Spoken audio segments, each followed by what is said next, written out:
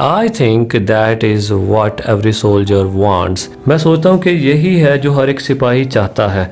On both sides, दोनों तरफ से। Hans Wolf said, take care Jim McPherson, I shall never forget this moment nor you. Hans Wolf ने कहा कि अपना ध्यान रखना जिम मैकफर्सन, मैं ये पल कभी नहीं भूलूंगा और तुम भी नहीं। He saluted and walked away from me slowly unwillingly. उसने मुझे सल्यूट किया और ना चाहते हुए भी धीरे धीरे वो चला गया। He turned to wave just once and then became one of the hundreds of grey-coated men drifting back towards their trenches. उसने बस एक बार ही पीछे मुड़कर मुझे हाथ हिलाया और उसके बाद कई सैकड़ों ग्रे कोटेड व्यक्ति अपनी अपनी खाइयों में दोबारा चले गए। That night, back in our dugouts, we heard them singing a carol. उस रात अपनी अपनी खाइयों में हमने उनको कैरल गाते हुए सुना and singing it quite beautifully, और बहुत अच्छा गा रहे थे। It was still a neck, silent night. ये धुन थी साइलेंट नाइट की। Our boys gave them a rousing chorus of Wild Shepherds Watched. हमारे लड़के भी उनको Wild Shepherd Watched वाली धुन ग्रुप में गाकर जवाब दे रहे थे।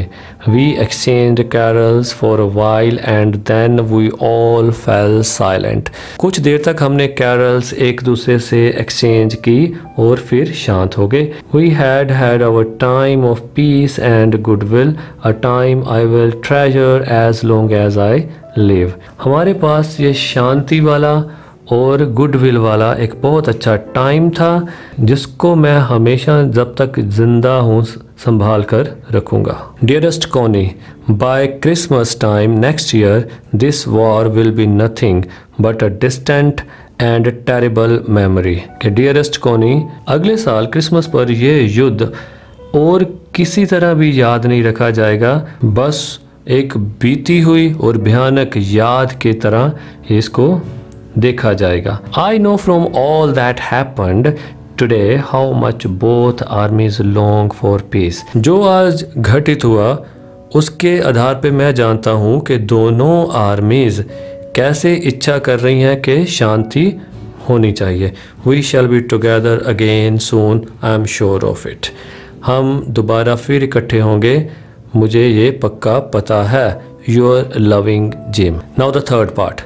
I folded the letter again and slipped it carefully back into its envelope. तो चिट्ठी पढ़ने के बाद क्या किया उसने वही लेटर दोबारा वैसे ही फोल्ड की और उसको वैसे ही केयरफुली उस एनवेल्प में डाल दिया। I kept awake all night. मैं सारी रात जागता रहा। By morning I knew what I had to do. सुबह होते ही मुझे पता था कि मुझे क्या करना था। I drove into Bradford. मैं गाड़ी चलाकर ब्रडफोर्ड गया, just a few miles away, जो कि कुछ माइल्स अवे था। I asked a boy walking his dog where Copper Beeches was. मैंने एक लड़के से जो कि अपने कुत्ते के साथ चल रहा था उससे पूछा कि कॉपर बीचेस कहाँ है। House number 12 turned out to be nothing but a burned out shell. वो जो हाउस नंबर 12 था वो और कुछ नहीं था बल्कि एक जली हुई इमारत थी। द रूफ गैपिंग, जिसकी छत में भी कई तरह के छेद हुए थे। The windows boarded up. Boarded up windows होती हैं जो विंडोज टूटी हुई हो पर बोर्ड के साथ उनको जोड़ा गया हो। I knocked at the house next door and asked if anyone knew the whereabouts of Mrs McPherson. मैंने उससे अगले घर का दरवाज़ा खटखटाया ये पूछने के लिए कि किसी को अगर मालूम हो कि मिसेस मैकफर्सन्स कहाँ रहते हैं। Oh yes, said the old man in his slippers. Slippers पहने ओल्ड मैन ने कहा हाँ, ही न्यू हर वेल, वो उसको अच्छी तरह से जानता था। अ लवली ओल्ड लेडी, एक बहुत ही अच्छी बूढ़ी औरत। ही टोल्ड मी, उसने मुझे बताया। अ बिट मडल्ड हैडल्ड, जो थोड़ी कंफ्यूज रहती थी। But at her age she was entitled to be, पर क्योंकि उसकी एज थी इसलिए वो ऐसी थी। वाजंट शी, क्या वो नहीं थी। 101 years old, 101 साल की महिला। She had been in the house when it caught fire. वो इसी घर में थी जब इसको आग लगी। No one really know how the fire had started. किसी को नहीं पता कि ये फायर कैसे शुरू हुई। But it could well have been candles. पर लगता है कि ये मोमबत्तियों से शुरू हुई थी। She used candles rather than electricity. वो बिजली की बजाय मोमबत्तियों का इस्तेमाल करती थी। Because she always thought electricity was too expensive. क्योंकि वो हमेशा सोचती थी कि बिजली ज़्यादा महंगी है। The fireman had got her out just in time. Fireman ने उसको समय पर बाहर निकाल लिया। She was in a nursing home now. वो अब एक नर्सिंग होम में है। ही टोल्ड मी, उसने मुझे कहा। बर्लिंगटन हाउस, उसका नाम है बर्लिंगटन हाउस जहाँ वो रहती है। वो कहाँ है? On the Dorchester road, on the other side of town, कि जो इस नगर के दूसरी तरफ है डोरचेस्टर रोड पर, वहाँ वो अब रह रही है। I found Burlington house nursing home easily enough. मैंने वो बर्लिंगटन हाउस नर्सिंग होम आराम से ढूंढ निकाला। There were paper chains up in the hallway. सो हॉलवे होता है एक गैलरी जहां वो बैठी हुई थी, वहां एक पेपर की चेन थी। And a lighted Christmas tree, एक रोशनी से भरा हुआ क्रिसमस ट्री था। स्टूड इन द कॉर्नर, जो कि एक कॉर्नर में खड़ा था। With a loop sided angel on top. Loop sided होता है एक तरफा, और उस क्रिसमस ट्री के ऊपर एक तरफ झुका हुआ वो एंजल था। I said I was a friend come to visit Mrs. McPherson to bring her a Christmas present. मैंने वहाँ कहा कि मैं मिसेस मैकफरसन से मिलने आया हूँ उनके लिए क्रिसमस का प्रेजेंट लेकर। I could see through into the dining room where everyone was wearing a paper hat and singing. मैं देख सकता था डाइनिंग रूम में जहां हर एक व्यक्ति ने पेपर हैट पहनी हुई थी और गा रहा था। The matron had a hat on too and seemed happy enough to see me. Matron होती है बुढ़िया, बूढ़ी औरत, और उस बूढ़ी औरत के सिर पर भी वही हैट थी और वो खुश लग रही थी मुझको देखकर। She even offered me a mince pie. Mince pie होता है मशीन के साथ बहुत बारीकी से काटा हुआ गोश्त के मीट, तो उसका एक छोटा सा टुकड़ा उसने मुझको भी ऑफर किया। She walk me along the corridor, और वो बूढ़ी लेडी जिसने मुझे वो ऑफर किया था वो मेरे साथ कॉरिडोर में गई और उसने बोला, Mrs McPherson is not in with the others. Mrs McPherson यहाँ सभी के साथ नहीं रहती। शी टोल्ड मी, और उसने मुझे बताया। She is rather confused today, so we thought it best if she had a good rest. वो आज कुछ ज़्यादा ही confused थी, तो हमने सोचा कि उसको एक अच्छी रेस्ट दी जाए। She has no family, you know. उसका कोई परिवार नहीं है, तुम्हें पता। No one visits. कोई भी उसको मिलने नहीं आता। So I'm sure she will be only too pleased to see you. तो मुझे पक्का पता है कि वो तुम्हें देखकर बहुत खुश होगी। She took me into a conservatory with wicker chairs. तो मुझे वो एक संरक्षण गृह में लेकर गई with wicker chairs and potted plants. और वहाँ क्या था? लकड़ी की बनी हुई कुर्सियाँ और गमलों में लगे हुए पौधे सभी तरफ थे। The old lady was sitting in a wheelchair. वो बूढ़ी औरत एक व्हील चेयर में बैठी हुई थी। Her hands folded in her lap. उसके हाथ उसकी गोद में मुड़े हुए थे। She had silver white hair pinned into. उसने अपने सिर के जूड़े के ऊपर एक बहुत ही सुंदर बैंड लगाया हुआ था। She was gazing out the garden.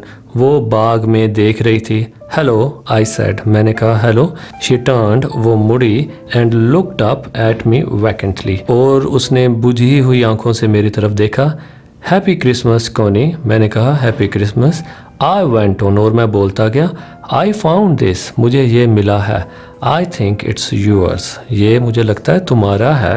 As I was speaking her eyes never left my face. जैसे मैं बोल रहा था वो मेरी तरफ लगातार देख रही थी। I open the tin box and gave it to her. मैंने वो टीन बॉक्स खोला और उसको दे दिया। That was the moment her eyes lit up with recognition and her face became suffused with a sudden glow of happiness. ये वो पल था जब उसने इस चिट्ठी की पहचान की और उसके चेहरे पर खुशी की दमक आई। I explained about the desk, तो मैंने उस डेस्क के बारे में भी उसको बोला, ये भी बताया कि ये मुझे कैसे मिला। But I don't think she was listening, पर मुझे नहीं लगता कि वो कुछ सुन रही थी। For a while, कुछ देर के लिए she said nothing, उसने कुछ नहीं कहा, but stroked the letter tenderly with her fingertips, पर उस लेटर को अपनी हाथों की उंगलियों से छूती रही। Suddenly she reached out and took my hand. अचानक उसने मेरे हाथ को छुआ। Her eyes were filled with tears. उसकी आंखें आंसुओं से भर गई थी। You told me you would come home by Christmas, dearest. वो बोली कि तुमने मुझे कहा था कि तुम क्रिसमस पर आओगे। And here you are, और लो तुम आ गए। The best Christmas present in the world, सबसे अच्छा क्रिसमस का प्रेजेंट दुनिया में मेरे लिए। Come closer Jim dear, sit down, कि जिम मेरे पास आओ और बैठ जाओ। I sat down beside her, मैं उसके साथ बैठ गया। And she kissed my cheek, और उसने मेरे गाल को चूमा। I read your letter so often Jim every day, मैं तुम्हारी चिट्ठी रोज़ पढ़ती हूँ Jim, her rose. I wanted to hear your voice in my head, मैं तुम्हारी आवाज़ अपने मस्तिष्क में सुनना चाहती हूँ। It always made me feel you were with me, ये मुझे हमेशा एहसास दिलाती कि तुम मेरे साथ हो। Now you are back, you can read it to me yourself, और आज ये चिट्ठी मुझे तुम खुद अपने आप पढ़ के सुना सकते हो। Would you do that for me, क्या तुम मेरे लिए ये करोगे Jim dear? I just want to hear your voice again, मैं तुम्हारी आवाज़ दोबारा सुनना चाहती हूँ। I would love that so much, मुझे ये बहुत अच्छा लगेगा। And then perhaps we will have some tea, और शायद फिर उसके बाद हम कुछ चाय लें। I have made you a nice Christmas cake, मैंने तुम्हारे लिए एक बहुत बढ़िया क्रिसमस केक बनाया है। मार्जिपैन ऑल अराउंड, जिसके आसपास मार्जिपैन भी है। I know how much you love marzipan, मुझे पता है कि तुम मार्जिपैन कितना पसंद करते हो। तो देखिए कैसे इस कहानी के बारे में काफ़ी सारी बातें हमें आखिर में समझ आई कि असल में वो पीछे वाली बात। तो देखिए कैसे इस कहानी ये पता चला कि जो स्टोरी राइटर बीच में कहता है कि जो डेस्क मिला उसमें सड़े होने के निशान और पानी के निशान बात क्या थी, तो क्या क्लियर हुआ? पहले तो हमें ये पता चला कि जो स्टोरी राइटर लेडी के घर में जो डेस्क मिला तो उस घर में सड़े होने के निशान और पानी के निशान थे। तो क्या चलने के बाद इसके ऊपर पानी पड़ा, उस बूढ़ी लेडी के घर में था और लेडी को बचा लिया गया, लेडी चली गई उधर और ये लकड़ी का सामान बेच दिया गया। तो चलने के बाद इसके ऊपर पानी। दूसरी बात ये कि लेडी के दिमाग में लेडी को बचा लिया गया, लेडी चले गई। हस्बैंड जिम ने कहा लकड़ी का सामान क्रिसमस में उसको आके मिलेगा। दूसरी बात ये कि लेडी के दिमाग में ये रहा कि उसके डेस्क के हस्बैंड जिम ने कहा था कि वो अगली क्रिसमस में उसको आके मिलेगा, पर उस लेडी के दिमाग में ये रहा कि वो आएगा। जैसे लग रहा है कि उसकी डेथ वो इंतजार करती थी वॉर में, जिसके कारण लोग उसको पागल भी बोलते रहे। ठीक, लेडी कंफ्यूज्ड लेडी भी बोलते रहे वो आएगा। फाइनली जब वो लड़का उसको मिलने आया और उसके हाथ में वही जिम की चिट्ठी थी, लोग उसको पागल भी बोलते रहे। ठीक, कंफ्यूज्ड लेडी भी बोलते रहे। उससे फाइनली जब वो लड़का उसको मिलने आया थी ट्रांसलेशन लेसन फर्स्ट की। आई होप कि आपको बहुत अच्छी लगी होगी, खूब एंजॉय किया होगा, और इसकी बैक एक्सरसाइज भी इसके साथ ही मैंने जोड़ दी है। उम्मीद है कि ये लेसन आपके काम ज़रूर आएगा। मिलते हैं अगली वीडियो में, तब तक के लिए मुझे इजाज़त दीजिए। मैं परमजोत सिंह, और हाँ ऐसी ही और वीडियोज़ आती रहेंगी, और उसकी डायरेक्ट नोटिफिकेशन के लिए प्लीज़ सब्सक्राइब माय चैनल और ज़्यादा से ज़्यादा इसको शेयर कीजिए ताकि ज़्यादा से ज़्यादा स्टूडेंट्स को इसका बेनिफिट मिल सके। Thank you very much.